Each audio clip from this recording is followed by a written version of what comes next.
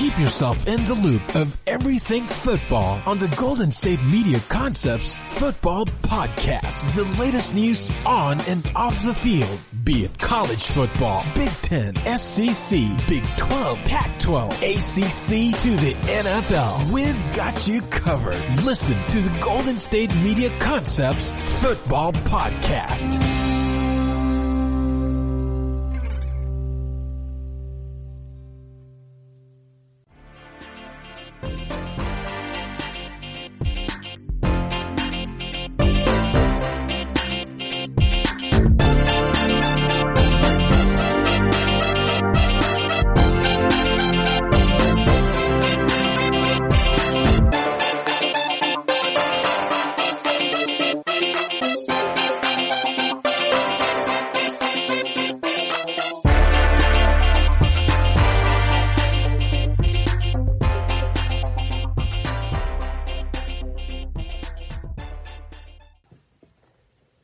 This is the GSMC Football Podcast. I am your host, Kayvon. As always, the GSMC Football Podcast is brought to you by the GSMC Podcast Network.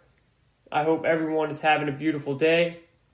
As we always say, no matter where you are, however you're listening, whenever you're listening, we hope that you're enjoying the show. We hope that you're enjoying the episode. And good morning, good afternoon, good evening.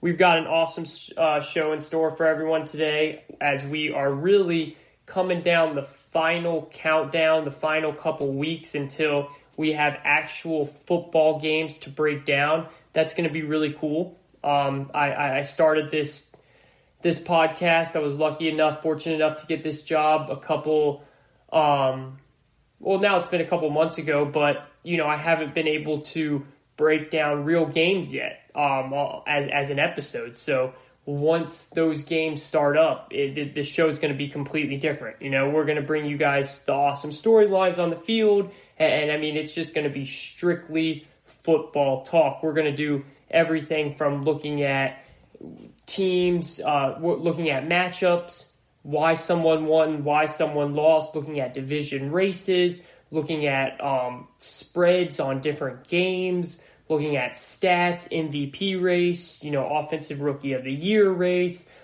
defensive player of the year race. We're going to look at all of that stuff, which coaches start to get on the hot seat, which quarterbacks start to get on the hot seat. There's so many fun storylines going into this season, and it's going to be a crazy season.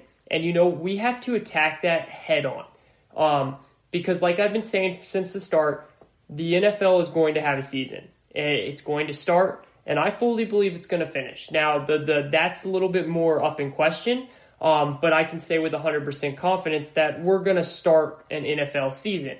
And based on the way things have been going right now, it's been going really, really good. They had that whole false positive thing over the weekend, and that's something that is going to have to get nailed down to where we're not having to worry about that. And I don't want to say it's a blessing in disguise because nothing in this pandemic is a blessing, but it is something that the NFL is going to be able to learn from. So it's nice that happened now rather than it happening on a Saturday before week one. You get what I'm saying? The NFL is going to have to decide how they want to go about that and when they want to test people so that they don't end up getting a false positive test on a Saturday night and then say, just throwing names out here, big name, Tom Brady tests positive, he doesn't play Sunday, and then he finds out Sunday afternoon that it was a false positive.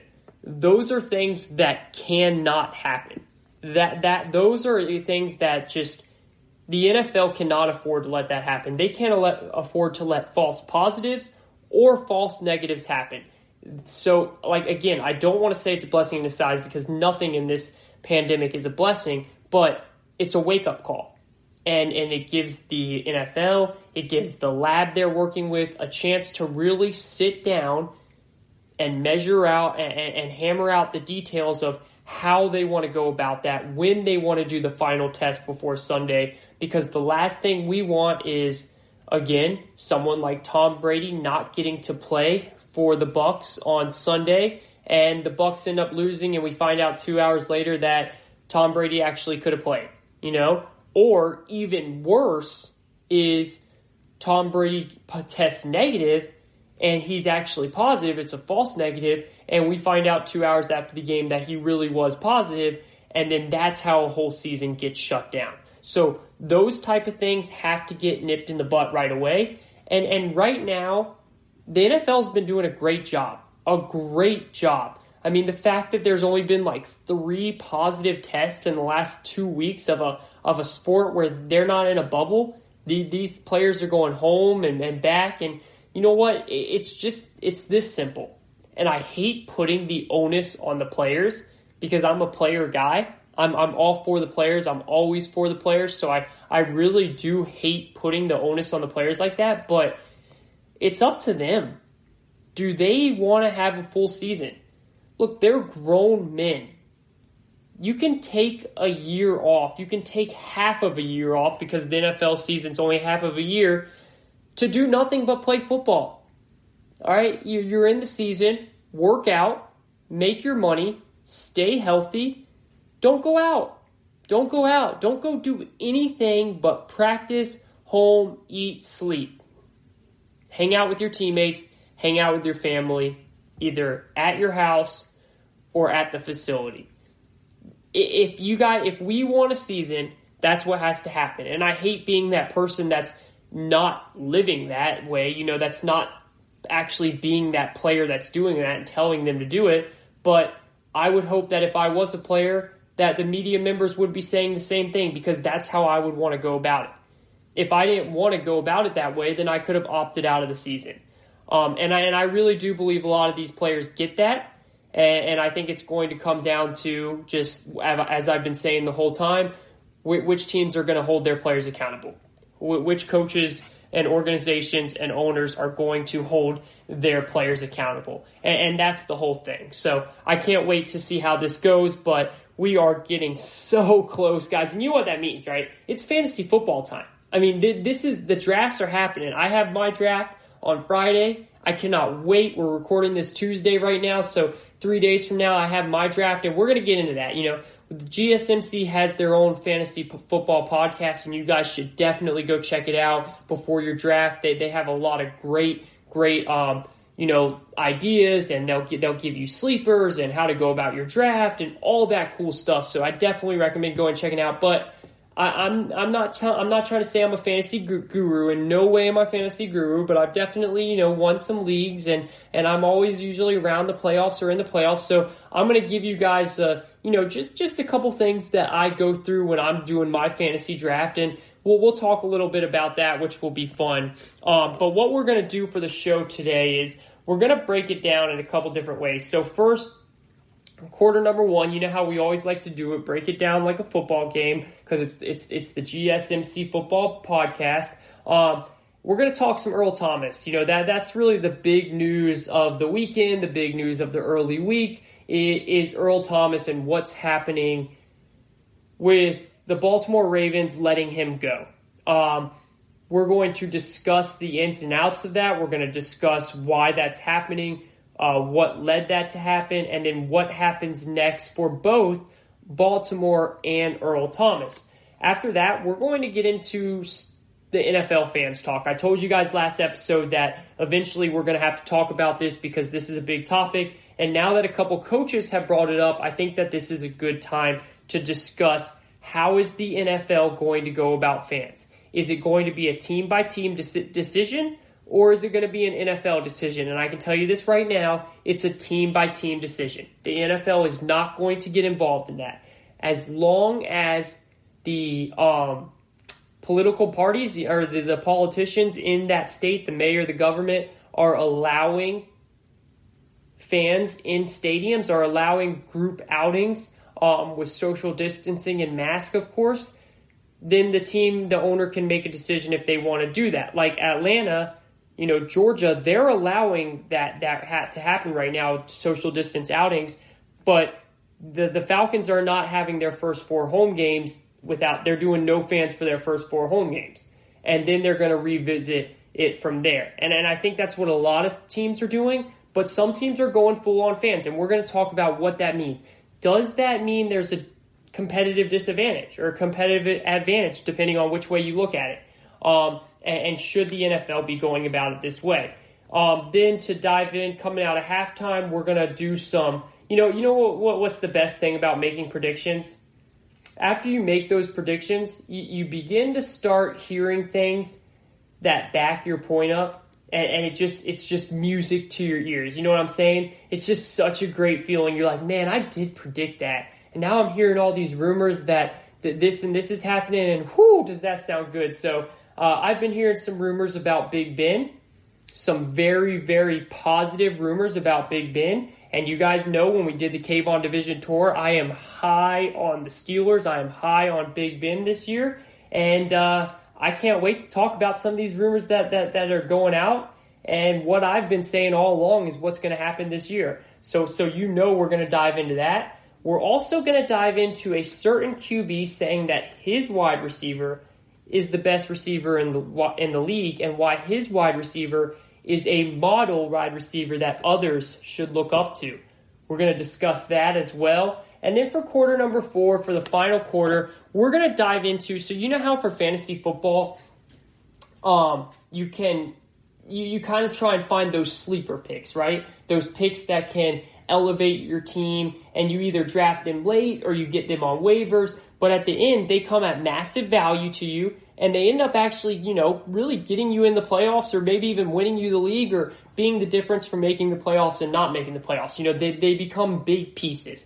Well, we're going to do that, but for real football, actually. So we're going to look at players on certain teams that might not be getting the most attention or really any attention at all, but we're going to tell you why they might end up being the secret weapon for your team. So stay tuned for that, all right? And then remember, coming up before the season starts, it won't be for this show, but in a couple shows, we'll be doing all of our predictions for awards. MVP, Offensive Rookie of the Year, Defensive Player of the Year, Head Coach of the Year, all of that stuff. And then, of course, we'll make the Super Bowl predictions.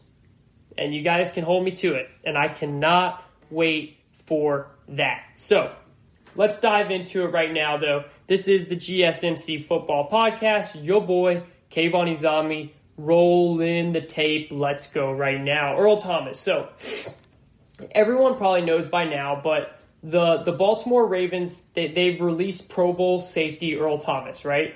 And they did it after he got in a fight with his own teammate over the weekend. So, you know how when breaking news first comes out, or when something big first happens, we immediately have an opinion, right? Like our mind immediately starts to roll. Some people, they think it out right away. Some people, something jumps into their mind and they kind of roll with that. Or some people revisit it later. Well, what happened to me is I immediately had an opinion, and I immediately took a side. I said, okay, wow, yeah, this is it. This is how I want to think about this. But then I took some time. You start to think about the situation, and you're like, wait a second.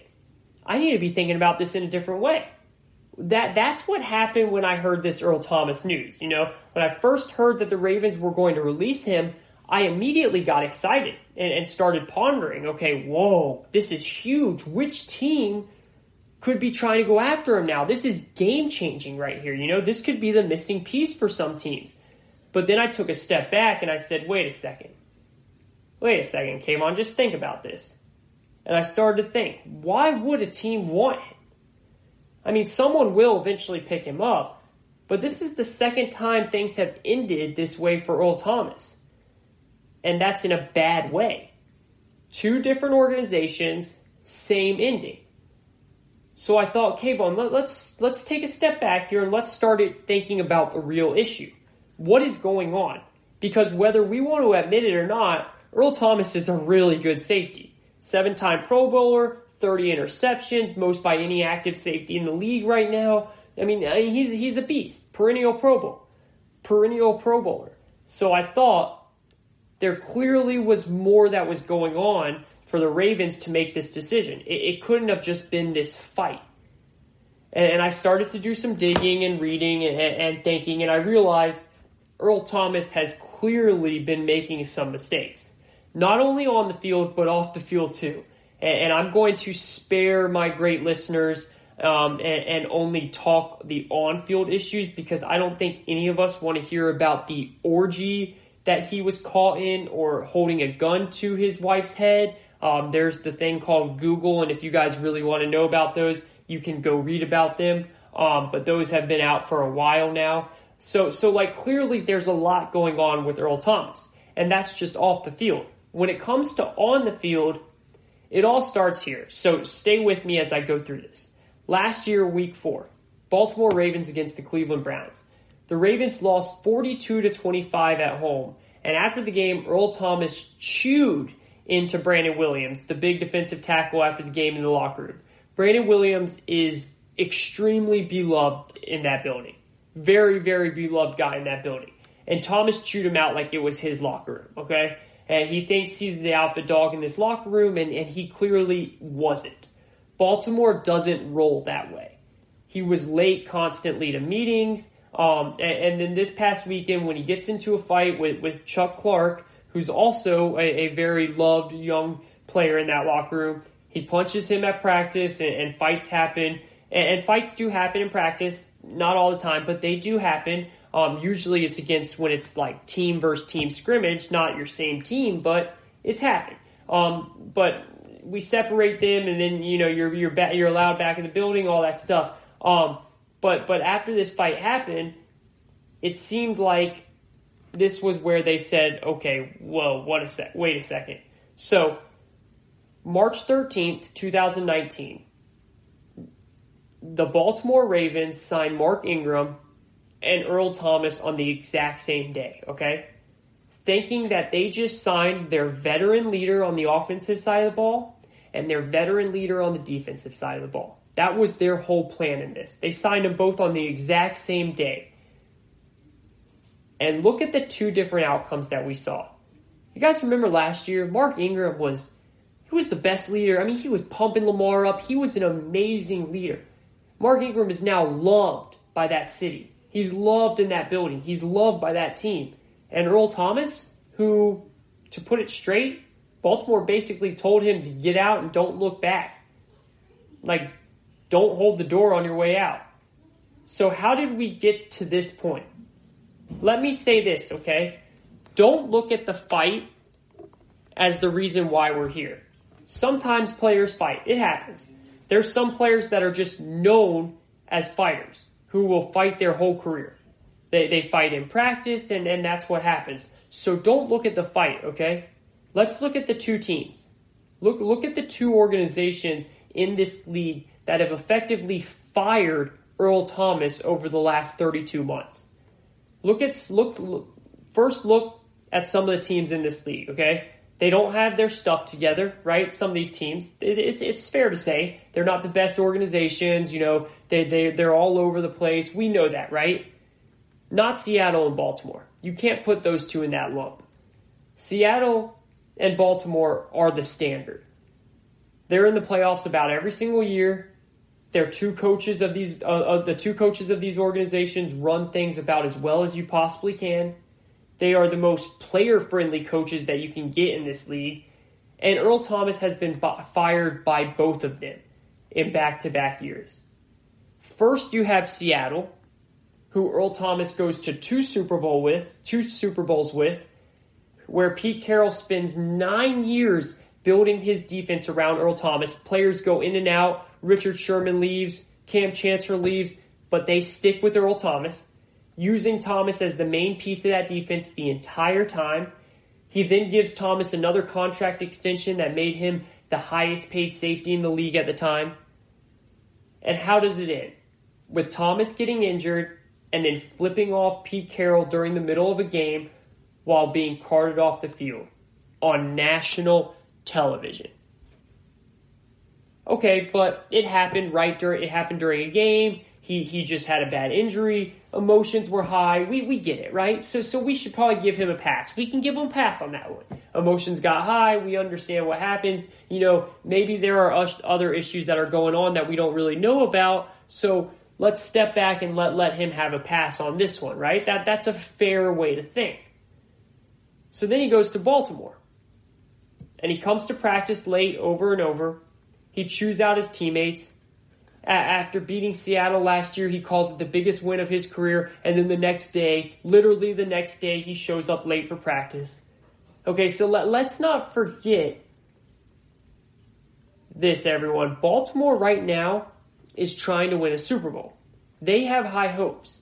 And they still decided to release a perennial Pro Bowler to the point where Earl Thomas's replacement, his name is Sean Elliott. Okay, Sean Elliott is in his third year out of Texas, who has played a total of 6 snaps in 3 years. 6 NFL snaps in those 3 years. Earl Thomas has more Pro Bowls than Elliott has snaps. And the Ravens were still willing to tell Thomas to get out. This is a Super Bowl contender, guys. This is a team who has high hopes. And they just let a 7-time Pro Bowler walk out the door for nothing. What does that say? And remember, they are in that window right now where they have Lamar on the rookie deal. So you want to, pack as much talent as you can on the team so you can win that Super Bowl before having to shell out that massive type Mahomes contract. And they still said, yeah, we'll do it without Earl Thomas. And you know what? The Ravens' reputation, it speaks for themselves. And I think that if I was a fan of the Ravens, I would be proud of my organization for doing this. Because I think I'll trust the organization that has won before Thomas got there and will win after Thomas is gone. Their reputation speaks for itself. Look, I don't know exactly what happened, but I will say this, and I don't know if you guys have heard this, but it was actually the players on the Ravens team that went to the organization and said, we want to get this guy out. We want him gone. So for his teammates to kick him out, I mean, that in itself shows that they were done with him. They gave him a full season to try and make it work. See, that's the thing. You can't say the Ravens didn't try. The organization and the players gave it a year and an off season. So a year and a half pretty much. And enough was enough. The fight was the final straw. And it seemed like for some of these players that was it. And the fact that the players were the ones to send him home, that tells me 2 things. One, that situation was clearly really bad and unbearable. He clearly lost the trust of his teammates. And then 2, it showed what kind of organization Baltimore is, what kind of culture they have there. That, to me, is impressive. Those players felt comfortable enough to go to the organization, and the organization would actually listen to them, and they did.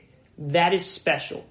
That is special, and now Earl Thomas is released, and that team will not look back, and I don't even think they will miss a beat.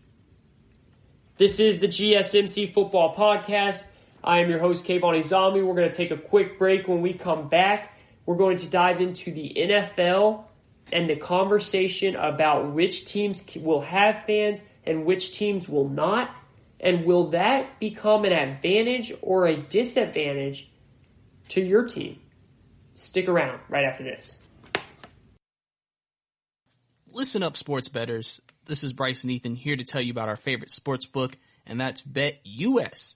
Football, basketball, and baseball are all back, and that means it's time to get down your bets. We only endorse one sports book, and that's BetUS.com. Why, you ask? BetUS is the pioneer in online betting with more than 25 years in the biz.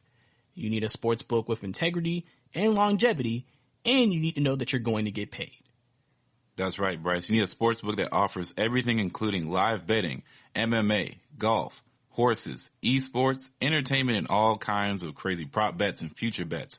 Don't forget, call today at 1-800-MY-BET-US. That's 1-800-MY-BET-US, and they will walk you through on getting started. Nobody in the industry gives better bonuses than BetUS. Join now, mention GSMC, and you get up to 150% in bonuses on your first deposit. Nobody can beat that. We bet at BetUS, so should you. Join BetUS today. That's BetUS.com or call 1-800-MyBetUS. Mention GSMC to get 150% in bonuses on your first deposit.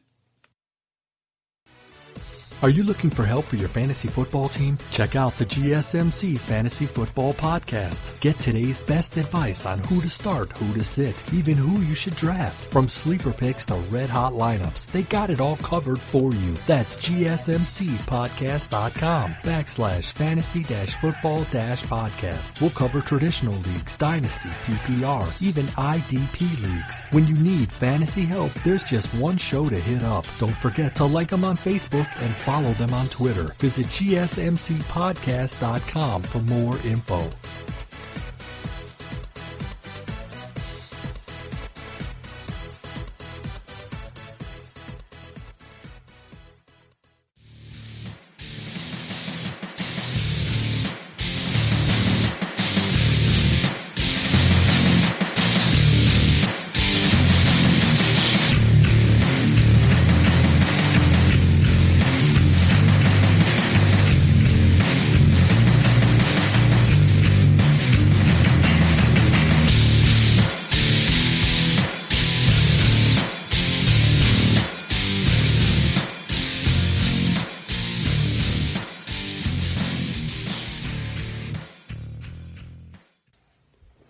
Welcome back. This is the GSMC Football Podcast, brought to you by the GSMC Podcast Network. I am your host, Kayvon Izami. As always, hope everyone's having a beautiful day wherever you're listening. We appreciate it. And however you are listening, we appreciate that as well.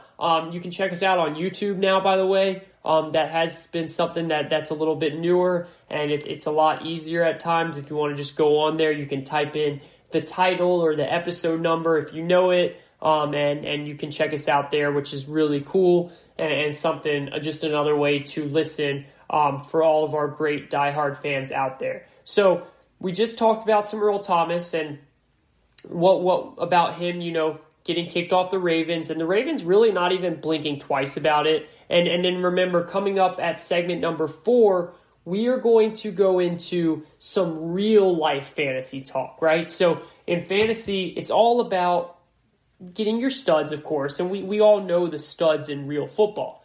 The studs in real football are the studs in fantasy too, but we know it's also different because depending on how you play, whether it's PPR or regular or dual quarterbacks or single quarterbacks or no flex, or you can put anyone in the flex, however you guys do it, it's different because you get points for different things. So fantasy, in the end, usually still the stud players are help you out the most in fantasy, but it's looked at different. When sometimes a wide receiver will really be more of a stud than a running back, but in fantasy, obviously the running back's going to outweigh that, as we all know, because they make the most points because they touch the ball the most. But in football, there's also value picks. There's also players that hardcore fans know about, even average fans might know about, but they don't really understand how much this player can help. And it's all guessing at this point. It's all based off of reports on how they're doing in training camp, how they did in college, or how they did with the team that they were with last year. It could be a free agent signing, it could be a rookie, it could be a sophomore year player or a third year player. There's players on teams right now that either you've never heard of or you've barely heard of, and they're going to come out and make a massive difference for your team this season. It happens every year. It really happens to almost every team every year too. Now, it might not be a big enough difference where it helps your team get into the playoffs or it helps your team win 6 games over 5 games, but it's a difference where you can say, going forward, that guy, that player is going to be a problem. So that's what we're going to go over in segment number 4. And what we're going to break down now is what's going on with the NFL. But real quick, just back to this Earl Thomas thing. The question now becomes what happens? who goes out and tries to sign him? Immediately everybody wants to jump on board and say it's going to be the Cowboys, right? The Cowboys are going to sign him because a couple years ago, he, after finishing up a game with Seattle, he ran across the tunnel and inexcusably, I might add, went and hugged Jason Garrett and said, "Come get me if you want." I mean, who does that when you're on the other team and you, after the game or at halftime, I forgot which one it was, he runs across to the other team's tunnel, grabs the head coach and says, "Come get me. Like, I want to play for you." So because of that, we all, of course, are going to put him in that Dallas locker room. But I'm not going to lie. And I know that I've kind of called Jerry out on a couple things here recently. But like I've said, Jerry's a good owner. Jerry is a very good owner. And he's willing to spend money to win. And don't you Dak apologists come at me and say, "Really? Well, why didn't he pay for Dak?" Because he doesn't for sure trust that Dak yet. He doesn't think that Dak is going to be the guy that gets the job done. How many times do I have to say that? Because I can already see it coming.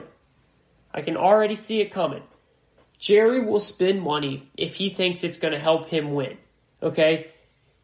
I don't think Jerry wants to make this move. I don't think Mike McCarthy wants anything to do with this move. I don't think this locker room wants anything to do with this move. Can Earl Thomas help a team out? Of course they can. Of course he can. Can he help a team go from being a playoff team to a better playoff team? Of course. Can he help a team go from being a playoff team to a contender? No, he cannot. He cannot. Because I'm not going to sit here and contradict myself when I said a couple weeks ago that Jamal Adams, when he was traded to the Seahawks, he wasn't going to, I said that he's not going to be the difference. Because I don't have enough, I don't think that the safety position has that type of value. It's a very tough position to play. It's a very important position. But Jamal Adams is a better safety than Earl Thomas. And if I didn't say it about Jamal Adams, I'm not going to say it about Earl Thomas. Especially the type of locker room situation that Earl Thomas is going to bring. He has to go to a team that has a strong locker room, that has veterans that will be able to put him in place when things get out of order, and a head coach that is going to be able to take that nonsense and take the questions from the media. A lot of people say the Patriots. They had Patrick Chung opt out. They had others opt out. I don't see Bill Belichick making this move. You know why I don't see Bill Belichick making this move? Because I don't think Bill Belichick thinks that Earl Thomas is good enough to make this move. I just don't. And I'm not going to lie. I could see Earl Thomas taking the year off. I could be wrong, and we'll see what happens. And someone's going to come sign him. I know they will, but just watch out for that. That might be something that he might like to do if the money's not right and if the money's not what he's looking for. All right, so let's move on. Now, last show, at the beginning of the show, when I was going through my points on what the show is going to be about today, my little early intro that I like to call it, I talked about how the NFL eventually is going to have to come out and say something about how they want to go about fans. Do they want to go about it in a unified way, or do they want to go about it where let the owners pick how they want to do it? And it looks like they have come out and said that they're not going to step in with this. This is going to be up to the owners. This is going to be up to the state officials, and it will be up to them to make those decisions. So, after that happened, Mike Zimmer, head coach of the Minnesota Vikings, Sean McDermott, head coach of the Buffalo Bills. Wow, I actually typed here. So I like to type out some of my notes, just like bullet points, just like McDermott, Bills, like stuff like that. Well, I have a TV in my office here where I do the show, and I have the Nuggets Jazz game on right now, the Denver Nuggets Utah Jazz, and I typed in Sean McDermott, head coach of the Nuggets. I'm really glad that my mind triggered Bills there, and I didn't read that off, but anyways, that's kind of funny. So they came out, though, Sean McDermott and Mike Zimmer, and they said that the NFL should make a unified decision on fans in the NFL. That's pretty. For instance, they're saying, why should Dallas or Houston or Miami be able to have fans? And I'm just mentioning those teams because those are three teams that have said they are planning on having fans at this point. So I'm not picking on them. That's just, those are three teams that have come out and said it. So Mike Zimmer's, he's not happy about the competitive advantage or disadvantage, depending on which side of the spectrum you're at, that might happen if some teams have fans and others don't. It's going to be and this is what Mike Zimmer said, and I quote, it's going to be very hard because some stadiums, they're allowing people in, and it looks like we're not going to have any fans in there early, talking about Minnesota, which really stinks because we have unbelievable fans, and they make the place rocking every Sunday. He continues to say, I think there are some unfair things going on around it, as far as some teams can have fans and some teams can't. So I think there's a competitive disadvantage in some of those areas. And to be fair, he did go on and end the quote by saying, but the best way to have home field advantage is to play really good, execute, make tackles, don't make mistakes, don't commit penalties, turnovers, all those things. And he is right. He's right about both things, actually. He's right about that's how you need to play if you want to win, home or away, really. And then he's also right about how it could be and probably will be a competitive disadvantage for teams that travel to stadiums with fans but then come home and don't have any fans at their home games. And at first I thought that the NFL should not allow this to happen. I thought they shouldn't. It should be either everyone can have fans or everyone can't have fans. But now I'm changing my mind. You know, I was just looking up the Minnesota Vikings schedule just to look at it there, and they have a trip to go to Houston Texans early, so maybe, you know, they see they have to go to Tennessee. So Mike Zimmer, I think, is looking at the early part of his schedule, and he's saying, well, dang, we got to go play at these places in these states that are going to have fans, and we're not going to have any, and that might hurt our start to the season. But the reason why I don't think it's that big of an issue is because I just started thinking about the broad picture. First of all, I'm way more worried about guys staying healthy, players staying healthy, coaches staying healthy, personnel staying healthy, and COVID-free. You know, testing strong, you know, keeping positive, trying to stay as much healthy and get through the season. That's the main thing I care about, okay? I don't expect the NFL to make any changes on this policy. So people understand exactly what's going on, but at the end of the day, they're not going to change, okay? This is what it is. And I like what Broncos head coach Vic Fangio said. The Broncos coach has the right attitude. He says, I don't give a dang, and he didn't say dang, but I don't give a dang about that. You can't control it, right? So why should I? And he's right. He's right. This is a pandemic. You're not going to change it. They're going to go forward no matter what. And the main thing right now is just to get a full season in. Look, this season is already going to be the weirdest season that we have ever witnessed. It's going to be something that we're talking about 20 years from now. Hey, you guys remember that COVID-19 season in 2020 where the freaking Detroit Lions won the Super Bowl or something crazy like that? Like, 2020 is already so weird. Might as well just ride it out. Might as well just keep it going like that with the football season. Why not? And also, let's look at it this way, okay? I mean, let's be real about it too. Football is a business, right? Yes, the NFL wants to finish the season, and trust me, they're going to do everything they can to make sure that the season does finish if it's a safe way to finish. But they also are going to try and make money because, again, it's a business. And if they can get some fans in there, if they can try and make money, if they can get some fans in there to make money, then they're going to do that. If there was a way to make money without the fans being in there, then they would do that too, but there isn't. I mean, I'm more worried about the safety of the players, and as long as the first sections of the stadiums are taped off, which the NFL already said they will be doing that. They said that every arena, fans or no fans, doesn't matter. There's going to be tarps on the first section so that fans can't get anywhere near these players. And that's all I care about. That's all that matters to me. You know, I think it should honestly be up to the fans. First of all, I think it should be up to the state. Like, I saw that the Rams are planning on having fans in their new stadium. I don't know how that's possible because California is completely against that right now. They're not allowing any of that. So I think that's just something that that the Rams owner is hoping and wishing, but I don't see that happening. First, so it has to be up to the state first, the local government. They have to say that it's okay. After you get it's okay, then it has to be less than, like in no way am I saying that these stadiums should be full or even half of the stadium.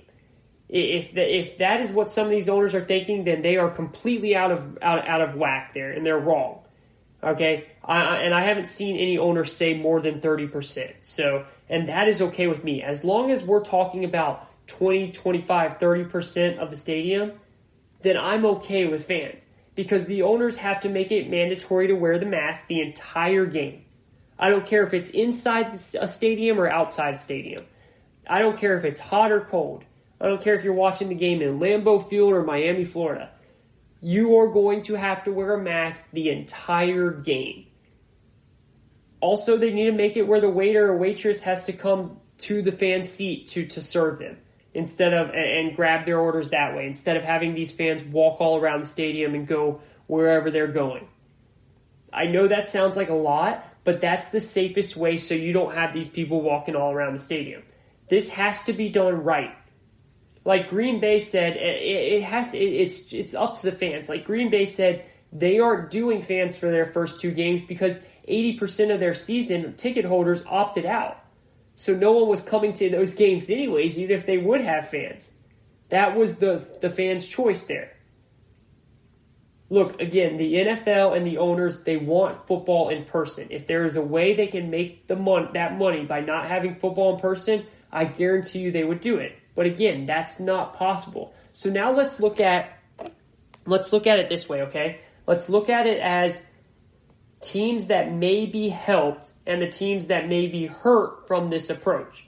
We don't know, and we won't know what it means to have partial capacity to a home field advantage until we see it, right? Like, we really don't know. So this is all going to be played by ear, which is another kind of like quirky little excited thing that we're going to secret pretty much, that we're going to find out week 1 and week 2 and week 3 as it goes. And that's why I'm all for it. So let's look at the teams that are going to help, that could help this approach and could hurt through this approach, okay?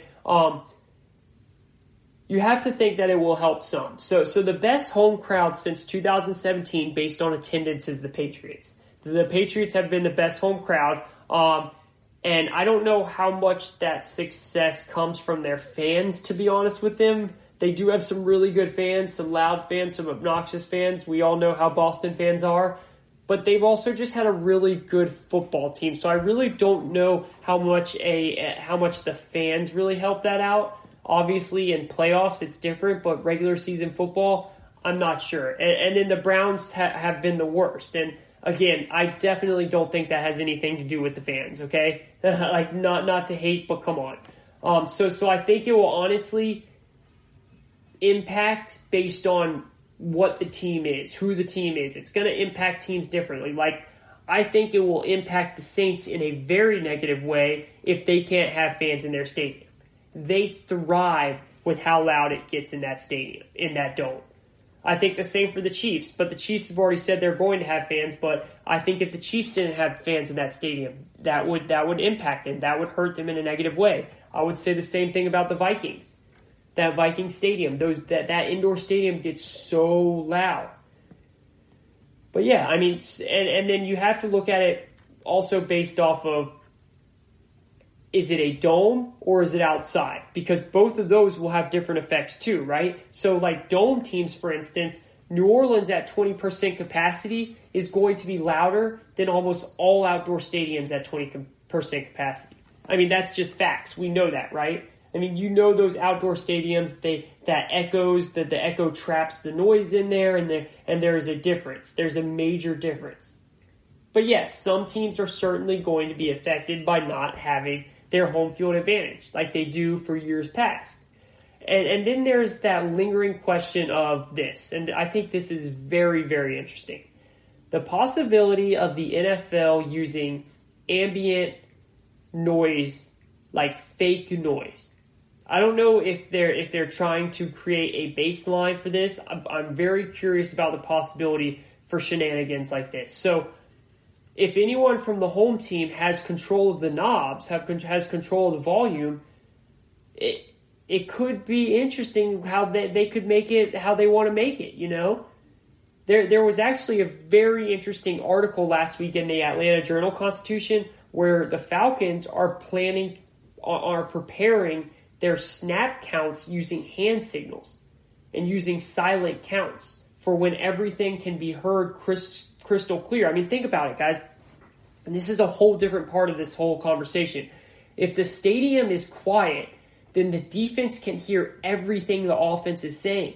I mean, even if when the offense is in the huddle, the defense can still probably hear that. So the defense will be able to pick up on that rhythm. They're going to pick up on the cadence, and you better change it up. And that's why the Falcons are talking about changing their snap count, changing their rhythm, going to hand signals, going to silent counts, just to keep the defense guessing and on their toes and preserve that split-second edge. And folks, that's where the noise comes in the biggest factor. It's right there. Being able to keep the defense guessing and being able to get that defense on that split-second edge, you know, holding them from that millisecond from jumping on time, you know, as a pass rusher comes at you. The home team's defense benefits from the fact that the visiting team's offense potentially loses that split second that lets them begin to execute the play before the defense is on them. You get what I'm saying? And that's the very real impact of having a loud stadium for the home team. I mean, it does. It's going to affect communication. You know, that's the other thing that, you know, you can guess the snap counts too. Like, for instance, Joey Bosa, all right? Joey Bosa in a really loud stadium, you know, the offensive tackle, the offensive lineman, they're looking back at the quarterback. They're looking at the ball, waiting to see when it's going to be snapped. Then there's Joey Bosa. There's the disadvantage, right? Because Joey Bosa can't hear anything either. So he's going on movement as well. When it's loud for the offense, it's more likely to take away that disadvantage of knowing, again, the rhythm, the cadence, definitely the play's going to start. Because, you know, whether it's on 1 or 2 or 3, you can hear it all, so you can anticipate it. So, you know, the way the quarterback talks, what the rhythm is. You know when it's coming. Is it coming on 3? And then you fire off. If you're Joey Bosa in that environment and it's loud and the left tackle and Joey Bosa is trying to beat is waiting for the left tackle that Joey Bosa is trying to beat is waiting for movement and Joey Bosa is waiting for movement, it's a tie and it evens that out. You get what I'm saying? There's just that much of a difference between a left tackle having a chance to redirect and Joey Bosa keeping him from getting around that left tackle. And Joey Bosa running right by him. I think the other thing that's going to really have to go down, just while we're on this whole communication thing, is if you're an NFL quarterback this year, you've got to go into games, I think, with a number of signals for that, because that one signal where you might be able to use the away the entire time, and you might be able to yell a word, for instance, say it's car. Okay, you know, now everybody hears car. The defense knows what car is. So you better have another way to say that audible or have another signal in the bag, because if you go to that word too many times, the defense is going to immediately start to catch on to that things. So those are the little things that clearly is going to make a difference when it comes to no fit and crowd noise or crowd noise. And that's going to be the huge part of, is there a disadvantage or is there an advantage? And that's what I can't wait to see. And that's why I think it's going to be fascinating. And that's why I think the NFL should let it happen. Let's just see, guys. Come on. Let's see what happens. And I know if it starts impacting my team in a negative way, I'll probably be on here saying this sucks. But it is what it is. It's 2020 and we're living in a pandemic. If we get football, I'm happy. This is the GSMC Football Podcast. We are going to take a quick break, and when we come back, we are going to dive in to some Big Ben talk and some fantasy football talk. Stay tuned. We'll be right back after this. Check out the show that's built on the MMA. From the UFC to extreme cage fighting, they got the fights covered. Check out the GSMC MMA podcast. Get the latest news on past or upcoming fights. Join us as we talk to and about some of the biggest names in the MMA, past, present, and future. When it's the fight game, there's just one show to check out. GSMCpodcast.com/MMA-podcast. Don't forget to like them on Facebook and follow them on Twitter. Visit GSMCpodcast.com for more info.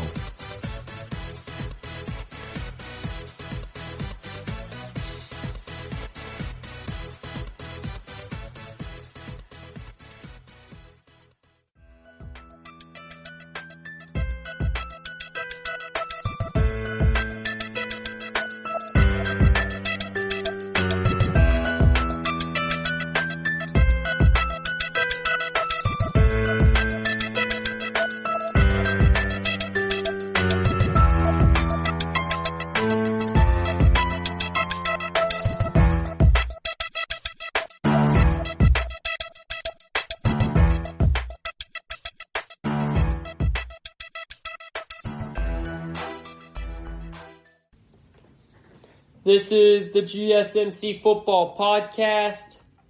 I am your host, Kayvon entering quarter number three, coming out of halftime, doing pretty well so far. I think we've got a good lead. What do you guys think?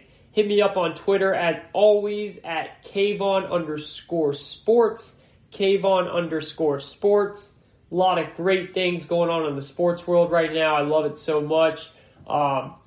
Really, NBA playoffs are just really getting good. Those NHL playoffs are underway. We've got some upsets in the making. You know, Dallas up 2-0 on the Colorado Avalanche, who I thought were pretty much penciled into the Western Finals, where we were going to have a Vegas Colorado showdown. But I don't know if that's going to happen. Dallas is saying, hey, I might have something to say about that. You got Dallas in basketball just making being one of the best storylines in sports with the way what Luka's doing. Luka Doncic at age 21, for anyone that follows basketball, he is, I've said this so much. If you're out there and you want to play basketball, or honestly, you want to play anything at a professional level, but this mainly applies to basketball, look at Luka Doncic, okay? He's not the biggest at all. He's not the fastest.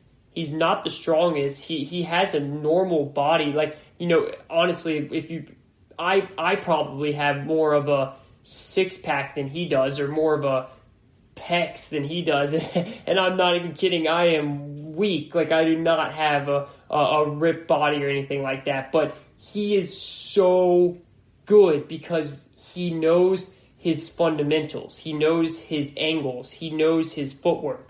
It just shows that if you practice to the point of where your fundamentals are perfect, then you can succeed.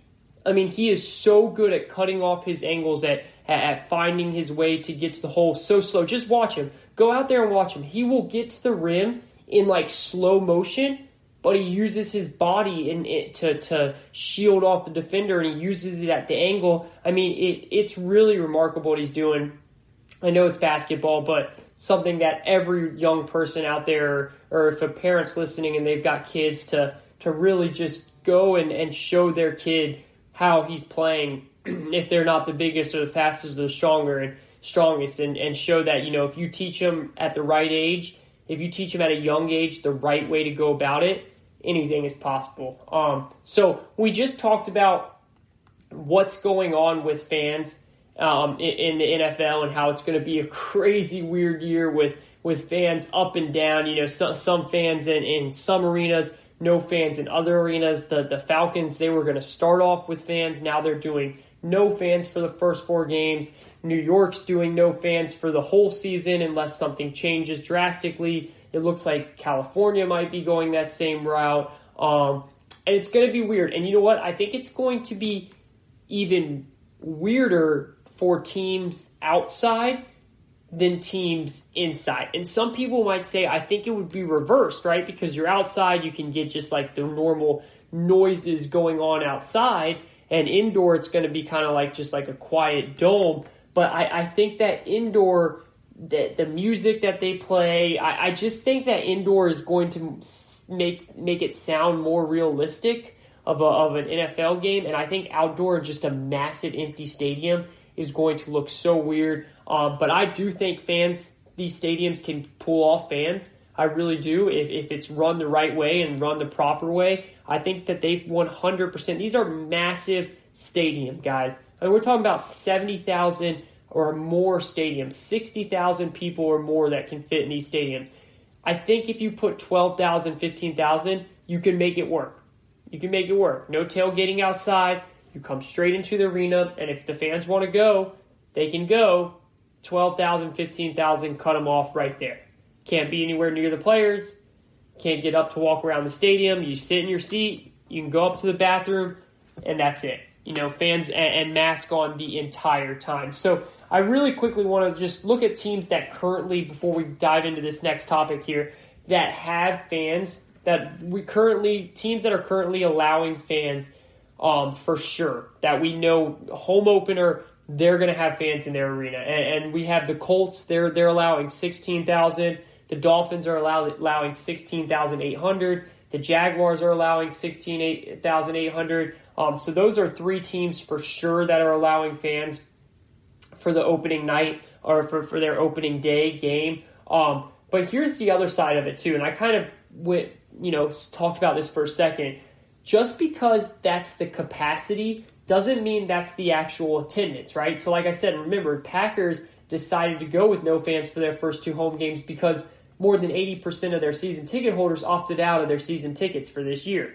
So just because you say, as the Dolphins, you can have 16,800 seats, you might just get 13,000 seats. You might not fill it all. Doesn't mean 13,000 seats are going to be purchased. It doesn't mean 16,800 seats are going to be purchased. So that's going to be an interesting side to see, the psychosis of how, are fans really going to be hungry to go to that environment? Do they really want to do that? I'm interested to see that because honestly, I really think that attendance was already becoming an issue in a normal year because of how in-depth TVs have gotten. I mean, I'll be fully honest. I will go catch an NFL game, a Falcons game live every year because I love the experience of it. But that's all I want. I just want one game a year because I love being at home where I can set up all my mojo. I can have my jersey on. I can have my beer in the fridge. I can, during commercial, flip to Red Zone. Always get the Sunday NFL ticket. Flip to Red Zone, see what's happening. Check the fantasy zone. Check the other game that I'm really trying to watch if there's a really good marquee matchup going on, and then flip right back before the commercials come back or if the game gets back on. I enjoy being able to do that. And I know so many other people do as well. And I honestly think that in this environment, more people could care less to go. Now, the only reason why I think people might want to go, though, is to look at it on the opposite side, is because they're anxious to get out of the house. They've been stuck. There hasn't been much going on. They've been quarantined. And it's like, oh, yes, let's Sunday afternoon, 1 o'clock, let's get out of the house and go to a game. Like, I could totally see that as well. And all the power to you. Just follow the rules. That's all I'm saying. Please follow the rules, because the last thing the NFL needs is an outbreak at a stadium, and the PR nightmare is going to happen then. And that's the last thing the NFL is going to need. So, as we said to open the show, this is the GSMC Football Podcast. You know who it is, your boy Kayvon Izami. It's fantasy football season, right? I mean, it is fantasy football season. Drafts are happening, and they're happening now. We always, for my league, we always do a draft the weekend before Labor Day weekend, because everyone's gone Labor Day weekend usually, and it's really hard to get everyone together. So it's a hometown league. It's called the OG Squad League, and we've been doing it for years. We have a trophy. We have a mini Lombardi trophy and everything. It's a very legit league. We do it for money, all that stuff, but of course it's mainly for fun and bragging rights and trash talking rights and all that stuff. And my brother-in-law won last year, which is always just so fun, so fun. Anybody that's been in that situation knows what I'm talking about. So I gotta come for blood this year. All right, I gotta be ready to go. I gotta be ready to win. And we drew the names, the order a couple nights ago, and I have the 8th overall pick. So that's always a tough pick because it's an 8-man league and it's standard. And a lot of people are going to be like, that's so lame. How do you only do an 8, like PPR, all that stuff? We like it that way. Eventually we might move over and do something different, but we love the standard league. We've been doing it for years and we want to keep it that way. It's a tradition kind of, and we're set in our ways with that.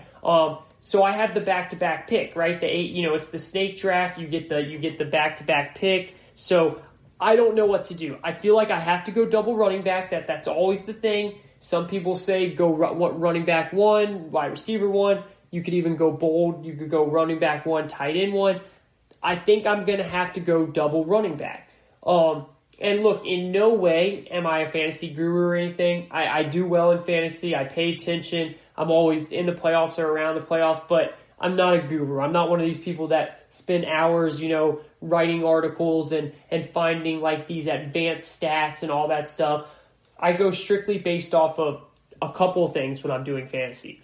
When I'm drafting, I go based off of rankings and my gut feeling and stuff like that. During the season for start and sit, I go based off of one thing and one thing only. Who are they playing? I'm not even kidding. If I have DeAndre Hopkins and Calvin Ridley, okay?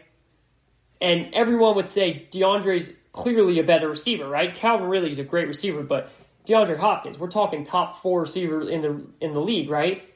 If DeAndre Hopkins is playing San Francisco, who has a lockdown defense, and Calvin Ridley is playing the Bengals, I am going to put Calvin Ridley in because the Bengals defense is atrocious. Like, I strictly go off of matchup when I do start and sits. That's my one advice to everyone. Don't get so analytical with it. I feel like every year that fantasy comes around, there's more and more advanced numbers to it. Just go off of your football instinct. If you're new to the game, read about it. Read about it, watch the games, watch the players, and look up their matchups. Look up how bad the defense is, how bad they are against wide receivers, how bad they are against tight ends, how bad they are against quarterbacks. Just go simple. That's my best advice. Because once, and it's hard not to, I do this too at times, once you start overthinking it, that's immediately when things collapse. That's immediately when you say, oh my gosh, I knew I should have played Ridley this whole time, but they put in Hopkins instead because it's freaking Hopkins. He's a beast, and it didn't work out for you. Don't get cute with it. Just be smart. Do it the simple way. And then my other advice for this year, and this year only strictly, in terms of how I'm going about my draft, I am drafting players that are on teams with good leadership. During this crazy year of COVID, I want to make sure that my players are going to be able to be on the field. And the teams with the players that hold their team accountable, I think will have the most success this year. We've already talked about it many times. I am drafting based off of players that are on teams with good leadership, because then I can believe that they're going to be on the field every day, every week. You got to look at that with this COVID-19 year, okay? You don't want to get a team that's just a young, no leadership, bad organization team, and the next thing you know, all your players have COVID. Pray that doesn't happen, but these are the times. So look at the leadership of the team. That's my other advice to you guys. Best of luck. I love fantasy. I'll be keeping you guys updated about my league. And let me know about yours. Hit me up on Twitter at Kayvon_sports, at GSMC_football. Let us know, what pick do you have? Who are you taking with that pick? Are you a defending champion? Are you going into the season holding the trophy and everyone's coming for your crown? Let me know. I'd love to hear from you. Now let's get into this. All right, I want to get into this Big Ben Roethlisberger news here, okay? So I told you guys when we went through the Kayvon division tour that I'm high on the Steelers this year, right? I said they're going to make the playoffs, and again, we are going to go through all of our playoff picks again and just break them down, through division, not like break the whole team down, but just break them down through division before the season starts. I am very high on the Steelers this year. They went 8-8 with two quarterbacks out there that, I hate to say it, really should not have been out there in an NFL. Backups for sure, but starting, no way. No freaking way. And they went 8-8 due to an amazing defense, due to an amazing coaching job by Mike Tomlin, due to a leadership of players, a mix of youth talent and veteran leadership, and a good organization. And I honestly think this was one of Mike Tomlin's best coaching performances. And now they get Big Ben back on the field. 8-8 with Duck Hodges and Mason Rudolph. The same players coming back. The defense is going to get a year better. This team is going to be right neck and neck with the Ravens the whole year. The Ravens will end up winning the division. They will. But this team is going to make the playoffs, and they're going to be with the Ravens neck and neck throughout the whole year. So this is why I brought it up, though, because in camp, a couple of Big Ben's players, especially Vance Mcdonald, a tight end, came out and said that this is the best he's ever seen Big Ben. He's never seen him more focused. He's never seen him throw the ball the way he's throwing it. He's never seen him lead the way he's leading it. He said that he is in awe of the way that Big Ben has come out and has performed this offseason. I love hearing that. I love it, because the one thing that I was worried about when it came to my picks is, when it came to my pick of the Steelers, is will Big Ben get hurt again? Because he's getting older. That 2004 draft class, Eli's already retired. Phillip Rivers had an awful year, and he's trying to resurrect it in Indianapolis this year. But it's starting to wear down. It's starting to wear down, and it's like, is this really going to be a dud year? Is he going to get hurt again?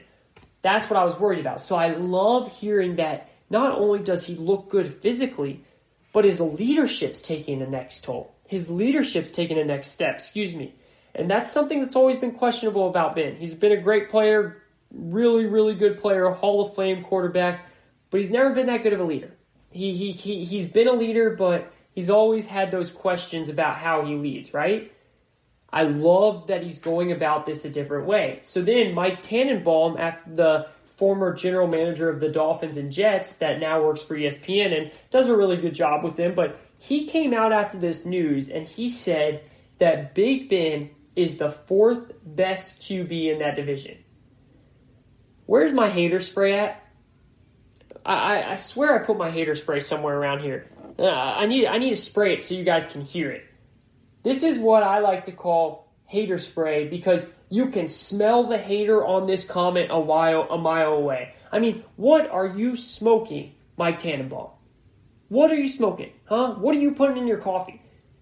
You must be crazy. Does Mike Tannenbaum understand that the AFC North consists of Lamar Jackson, who is definitely better than Big Ben, no doubt about it, and then Baker Mayfield, who is one more bad season away from getting dumped by his team that drafted him number 1 overall, is one more bad season away from getting close to being labeled as a bust as a number 1 overall pick. And then Joe Burrow, who hasn't even played a dang NFL game yet, not even a preseason game, What, because he went 6 for 6 in his first practice, it's being reported? Mike Tannenbaum, you have to chill with that. You've been a general manager in the NFL. You cannot come out and say that type of stuff. Big Ben is the second best quarterback in this division. And I think that he is going to win Comeback Player of the Year. I think he's going to be that good. Guys, the last time that we saw him on the field for a full season, which was 2018. And I understand that's 2 years ago, and for football, that's a long time. He threw for 5,129 yards, led the league in passing that year, 34 touchdowns and 16 interceptions. Those interceptions are a lot, but Ben's always thrown a lot of interceptions. 67% completion percentage, 96.5 QB rating. What are you talking about, Mike Tannenbaum? The Steelers are a sneaky pick to make it to the Super Bowl. Look at that defense. Micah Fitzpatrick is a lockdown beast of a player. He can rush the passer, and he can drop back in coverage. He can do it all. Devin Bush is the Ryan Shazier that they've been looking for since Shazier's gotten hurt. And prayers for him that he keeps getting better each and every day. J.J. Watt is becoming one of the best pass rushers in the entire NFL. What are you talking about? With that defense, and then Deontay Johnson, who looked like a really good rookie receiver, Juju Smith-Schuster, James Conner, a really good offensive line. This team is going to be special this year. There's no ifs, ands, buts about it. They're going to hammer their over that Vegas gave them, and I guarantee you that they will be in the playoffs. That is my lock. I guarantee you that as long as Big Ben stays healthy, they will be in the playoffs. I cannot believe that Mike Tannenbaum said that Joe Burrow, who has not even thrown an NFL pass yet, and Baker Mayfield, who had such a disappointing season last year, are better than Big Ben. That's nonsense. Nonsense, Mike Tannenbaum. Nonsense.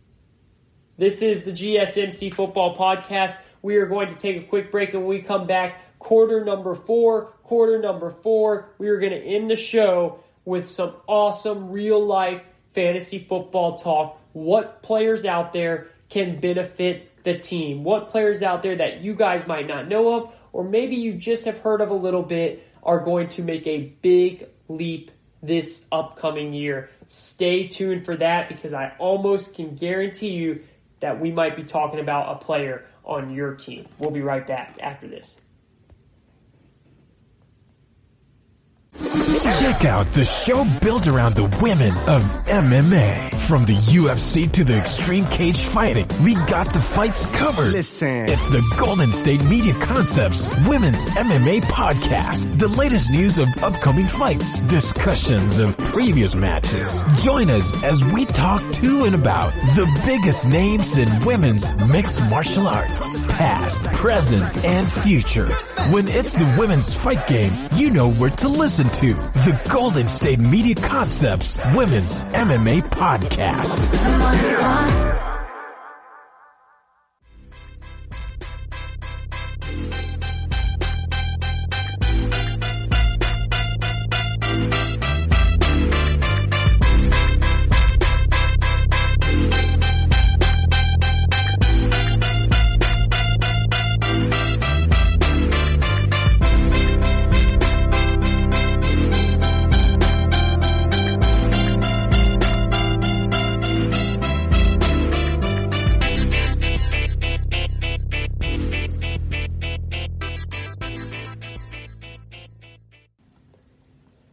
Welcome back. This is the GSMC Football Podcast, brought to you by the GSMC Podcast Network. I am your host. You know who it is. Say it with me. Your boy Kayvon Izami. Hope everyone's having a lovely, lovely day. Hold up the quarter number 4. Hold up the 4s. I am excited, man. I'm so pumped up. We're here at the final segment. We're so close to football season, baby. I mean, a week from today, we'll be in September. A week from today will be September 1st. And then the following week, it's game time. And it's, you know who it is. It's the Kansas City Chiefs. They're kicking it off at home against the Houston Texans. The Chiefs are one of those teams that will have fans in the stands. So right away, we'll see how that's like to have, just a smaller amount of fans in that crazy stadium, whereas we usually see it's so loud. And, I always picture when I think of the Chiefs, and I think everyone that's really a big sports fan, a big football fan that follows all these games, you think of certain things when you see stadiums, like Lambeau Leap. When you think of Green Bay Packers and the Lambeau Stadium, you think of the Lambeau Leap. I think of that same thing for the Chiefs too. Like, I always just picture Tyreek Hill jumping in there with his back towards the fans and all them grabbing them, all the fans grabbing him. We don't get that this year, and that's unfortunate, but it's okay. It's okay. Like, we cannot look at that as a negative part of it. We have to just move along and say, hey, we're going to get football. And if we can get 10,000, 12,000, 13,000, 5,000 fans in the stadium, that's awesome. And if we can get 0 fans in the stadium, but we can play football, then that's awesome too. As long as at the end of the day, I'm coming on here every Tuesday to talk to you great listeners out there, about your team and what their record is and how they performed and what they can do better, or how good they really are, then we should be happy. We should be happy. And I'm going to be opening up my Twitter a lot more during football season, because I'm going to be getting questions. I want to be getting questions from you guys about your teams. And I have been getting some tweets from you guys, which is awesome. And I promise I will start to read those out, especially during football season. I'll be reading out everything you say about your team so we can go through that. We'll do a lot of rapid fire stuff and everything of questions and all that. So I can't wait. Be happy. We have a great season ahead of us. Everyone is in the mix. I mean, I hate to knock one team like this. I'm sorry, Jacksonville. One of my really good friends is a Jacksonville fan. I love you, buddy. Sean, good friend, but you're out of it. I mean, Jacksonville has no chance, okay? They will be somewhat fun to watch with Minshew back there, Mustache Minshew, darting some bombs to DJ Chark and some other people out there, but they don't have a chance. And of course, there's a couple teams out there that you're just like, but really, stay healthy. You might have a chance to win some games, and that's all that matters. And that's what's so fun about this. So this is the GSMC Football Podcast. We just talked about a couple different things. Fantasy football, what pick do you have? How do you go about your strategy when you have what pick? I told you guys I have the number 8 pick in an 8-man league, so the back-to-back snake picks. Usually, I go Julio Jones and a running back there. I'm trying to win this year. I made the playoffs last year, but I lost in the semis. I want to win this year, and Julio's great, and he can help me win, but I need to get double running backs. So I'm going double running backs this year, and I just don't know who I want to take, and then that's the thing. So if you guys have any hints or any suggestions, please shout me out. Give me a tweet at Kayvon_sports or at GSMC_football, and I will be much appreciated, greatly appreciated of that, because I'm in a predicament and I can't decide between a couple different players. There's so many good running backs, especially in the first round. That's why you have to take 2, and it's just like, who do you take? Who do you take? Because you do not want to bust on that first round pick or you're screwed, right? So we are going to, and then we also talked about Big Ben and the nonsense that was coming out of Mike Tannenball's mouth, who again, did a really good job with the Dolphins and Jets for most of his tenure as a GM. Had them, he was the GM when Rex Ryan went to the AFC Championship a couple years with Mark Sanchez. Like, he's done a good job, and I really like his analysis on ESPN. He does a lot of great stuff, but to say that Big Ben Roethlisberger, I mean, last year you could say he's the worst quarterback in the AFC East in the AFC North because he didn't play. So unless he's not playing, that just should not be coming out of anyone's mouth. No way has Baker earned that, and no way has Joe Burrow earned that. We're talking about a Hall of Fame quarterback here. That is unfair. It's honestly unfair to those two, and it's definitely unfair to Big Ben. Big Ben's going to prove it right. He's going to prove the talent that he has, and he's going to win comeback player of the year. I'm telling you, I'm calling it now. So, now before we get into what we're going to do with football players, real football players here that can make a huge impact on the field and maybe in fantasy too, you could look at it that way, but a real difference for their teams, I want to first talk about, just really quickly run through what Matt Ryan said the other day. And I know everyone knows I'm a Falcons fan. This isn't about being biased. He came out the other day and said, Julio Jones is the most humble, hardworking superstar there is. Certainly the premier wide receiver in the league. To me, there is no debate. He is by far the best wide receiver in the league. I added that last part on there.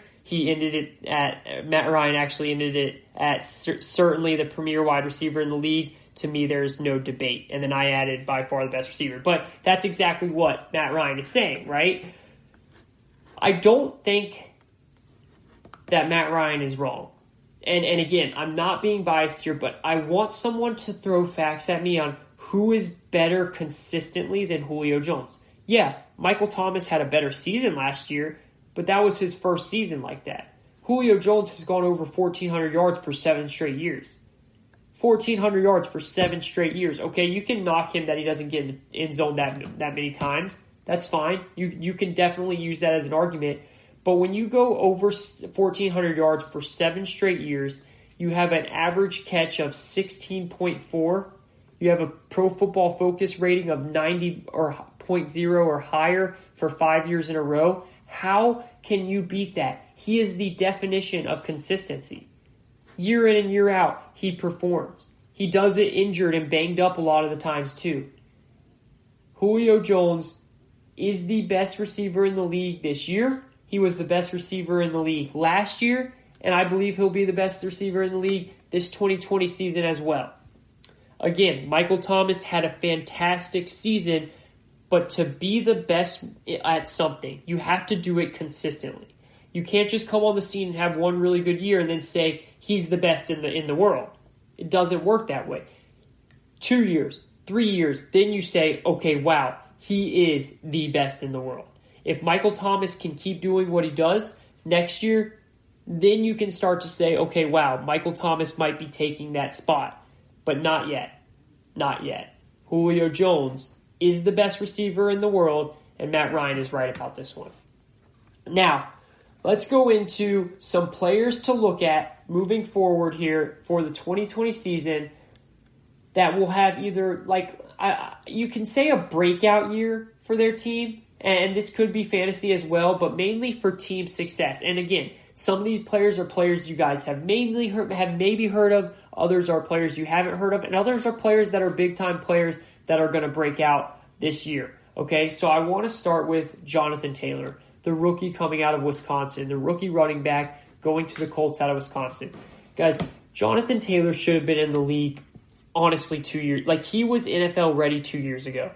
This is a man here we're talking about, okay? Let me read to you guys what he did at Wisconsin. I'm not even kidding, and I know some people are going to say I'm overreacting here.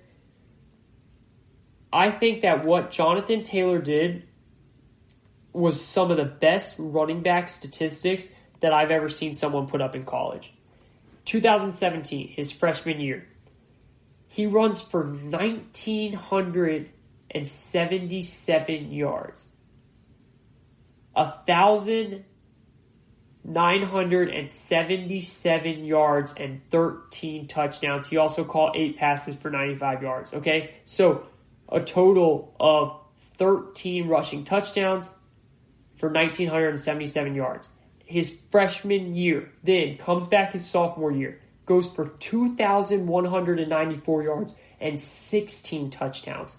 Then comes back his junior year, goes for 2,003 yards and 21 rushing touchdowns. And then he ups his passing game and catches 26 passes for 252 yards and 5 touchdowns. So a total of 26 touchdowns combined. This man went for almost 2,000 yards 3 years in a row. almost 2,000. For freshman year, he was 30 yards short. Other than that, he hit 2,000. And his final year, he went for 26 total touchdowns. You don't see running backs run like this in college for 3 years straight. You don't at all. And it does not worry me that he has tread on. I've heard that. He has too much tread on his tires. That's something you need to worry about. He's taking too many hits. This guy is a beast. He is going to come in. He's already going to win the job for Marlon Mack. He's going to be the running back one there in Indianapolis. And he is going to be in line to win Rookie of the Year. I'm not even kidding. This guy is special. And the Colts did a fantastic job by getting him in the second round. Watch out for Jonathan Taylor this year, who's in a division that is up for grabs. I still think the Houston Texans will win it, but with them trading away DeAndre Hopkins, it is up for grabs, and Jonathan Taylor could be a huge reason why they're in the running for that division. Next one. I mentioned this guy when talking about Big Ben, Deontay Johnson. Deontay Johnson is going into his sophomore year. He was a rookie last year with Mason Rudolph and Duck Hodges, and I hate that I keep picking on them. He caught 59 passes, 680 yards, and 5 touchdowns for 11.5 yards per catch. He is a perfect receiver for Big Ben. He can play in the slot. You can move him out wide. He has the speed. He has the hands. Big Ben will use this all day long. I'm telling you, they can even put him in the backfield for a little bit. There are so many things that you can do with this guy because of his athleticism. He's going into his sophomore year. He came out of the University of Toledo where he killed it there. I'm telling you, this is a great guy to look for in fantasy as a sleeper, someone that you can get in the later rounds. And then this is someone to watch out for to really, really kill it in the NFL this year and be a reason why not only the Steelers do well, but Juju Smith-Schuster gets back doing well. Juju Smith-Schuster took a huge, really a huge decrease in, I don't want to say his play, but because he still worked hard, he just, the production wasn't there. The numbers weren't there, and it was for a couple of reasons. One, he got banged up a little bit. Two, he didn't have Big Ben throwing the ball. And then three, he struggled with Antonio Brown not being there. He was used to Antonio Brown getting doubled and Juju getting all these open targets. Now Juju's the number one guy, but if you have Deontay Johnson there to take some pressure off, that opens the door. You have James Conner there as well. Eric Ebron's going to be a great tight end for them. That's someone else to watch out for. I really like this Steelers team, and I'm telling you, Deontay Johnson going into his second year out of Toledo, watch out for him as a high touchdown player and a high yardage player as well. Next one, another rookie, just like Jonathan Taylor, and another rookie running back, Cam Akers out of Florida State. Okay, Cam Akers is another running back that I was so impressed with, and I think he went to the perfect situation with the LA Rams. Okay, they just got rid of Todd Gurley. I know that they have Darrell Henderson that they like, who's going to be a sophomore this year. I'm not sold on him. I think that Cam Akers is going to win this job as the starting running back. The thing about the Rams is this. He went to a perfect play caller in Sean McVay, right? Sean McVay's whole offense is based off the play-action pass. So Jared Goff does best when the run game is working. Sean McVay's offense works best when the run game is working. Cam Akers can catch the ball in the backfield, can catch the ball in open space, can make players miss, and can run between the tackles. At Florida State, he went for his freshman year 1,025 yards and 7 touchdowns. He also caught 16 passes for 116 yards and a touchdown. His sophomore year, he took a dip in the running. He only went for 706 yards and 6 touchdowns, but he stepped up in the passing, caught 23 balls, 145 yards and 2 touchdowns. And then his junior year, he went for 1,144 yards on the ground, 14 touchdowns. He also caught 30 passes for 225 yards and 4 touchdowns, 18 total touchdowns. This guy can do it all. He is not Todd Gurley, I'm not saying that, but he will fit perfect in Sean McVay's offense. And listen to me now, if he isn't the starting running back week 1, he will be the starting running back of the LA Rams by week 3 at the latest. I am calling that now. The next player, Allen Robinson, wide receiver, Chicago Bears. Now, everyone knows Allen Robinson, so this isn't one of those ones where it's a sleeper, it's a sneaky pick or anything like that. Allen Robinson is a very interesting player to me, okay? Last year, he had Mitchell Trubisky, who had an awful year, who played hurt. We all know that he had shoulder issues, and he still caught 98 passes for 1,000 yards, 1,147 yards, and 7 touchdowns, 11.7 yards per catch, okay? That's with Mitch having a really bad injured season. When you put Mitchell Trubisky, who's going to be healthy and going to be better this year, I'm not saying he's going to be like he was back his rookie year in 2018, but he's going to be much better than he was last year. Nick Foles is going to bring that competition out of Mitch Trubisky, and Allen Robinson is going to benefit from that. I think Allen Robinson, when it's all said and done this season, will be a top 10 wide receiver in yards, top 10 wide receiver in touchdowns, and possibly a top 5 in both of those. He is going to show up. They have a guy named Anthony Miller who's going into his second year, who's very athletic with great hands, very fast. He'll take a lot of the pressure off of Allen Robinson. Look for Allen Robinson to have a great year. He's a great story. He was on the come up. In 2015 with the Jaguars, he went for 1,400 yards and 14 touchdowns. He truly looked like a wide receiver 1 superstar. Then he had that terrible, gruesome injury in 2016. He came back, didn't have a good year with the Jaguars in 2017, went to the Bears, and finally has gotten back to that form, catching almost 100 passes last year. I think he can break that 100 mark this year and have another fantastic season. Now, for the next one, I really like this guy, okay? Devin Singletary. Devin Singletary was a rookie last year. He's the running back for the Bills going into his second year, coming out of Florida Atlantic University. Last year, he shared the backfield with Frank Gore. This year, they let Frank Gore go because they said they have all the confidence in the world in Devin Singletary, and I agree with him. Singletary can run through the tackles. He's not the best when it comes to the pass game. That's something he's going to have to work on. But he's a bigger guy that can do goal line carries, but he's also a 3-down back. Now, they did draft a guy out of Utah who I really like in Zach Moses, and I think he's someone to watch in fantasy too.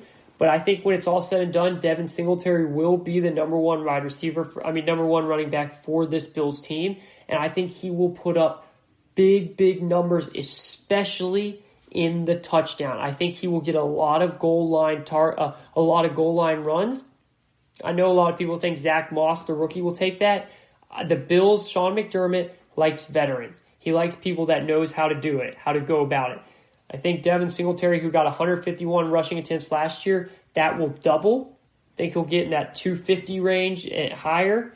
And I really think he'll break 1,000 yards rushing, and he'll get up there in the high, 8, 9, maybe even 10 rushing touchdowns. I'm telling you, I really like the outlook of Devin Singletary this year as a running back. And then the last one I want to do here is O.J. Howard. O.J. Howard's been in the league for 3 years now. This will be his 4th year, and he's been somewhat of a disappointment. I hate to say it in a bad way, but he had so much hype coming out, such a big guy, 6'6", 242, killed it in the national championship game in 2017 with Alabama, and it just looked like when Tampa took him, it was going to be something special, and he really hasn't lived up to the bill. He just hasn't. Tom Brady's coming in, and nobody loves throwing to tight ends more than Tom Brady. Everyone thinks Gronk is going to be that guy, I think Gronk is going to make the impact in the blocking game. And I think O.J. Howard is going to make it in the receiving game. I think O.J. Howard could break 10 touchdowns this year. He might not have a lot of yards, but I think he is going to be the red zone Gronk for Tom Brady this year. I'm not saying he is Gronk and he's going to do what Gronk did back in the Patriots. I think he's going to be able, though, to show some sort of that type of talent, some sort of that type of rapport with Tom Brady, and they're going to have a tremendous season together. He's a 6'6" guy, big built, and Brady loves those type of tight ends. Gronk's going to dominate in the run game. O.J. Howard is going to dominate in the pass game, especially in the red zone. Look out for that. Those are some players to look out for. We're going to do another one of those sometime before the season starts to give you guys some more, but I hope you enjoyed it. I hope you enjoyed the show. As always, I love doing this with you guys. And get ready, because football is close.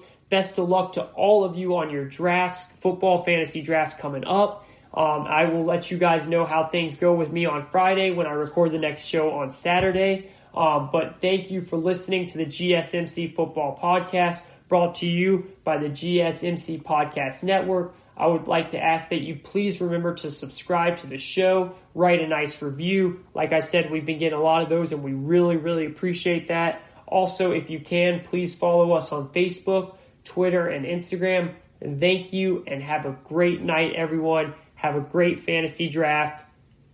Get ready, because football is right around the corner. Tired of searching the vast jungle of podcasts? Now listen close and hear this out.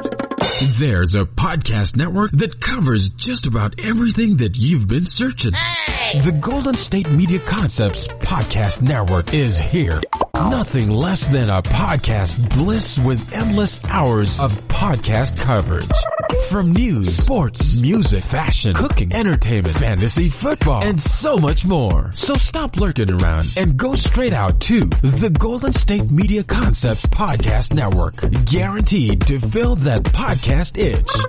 Whatever it may be. Visit us at www.gsmcpodcast.com. Follow us on Facebook and Twitter, and download us on iTunes, SoundCloud, and Google Play.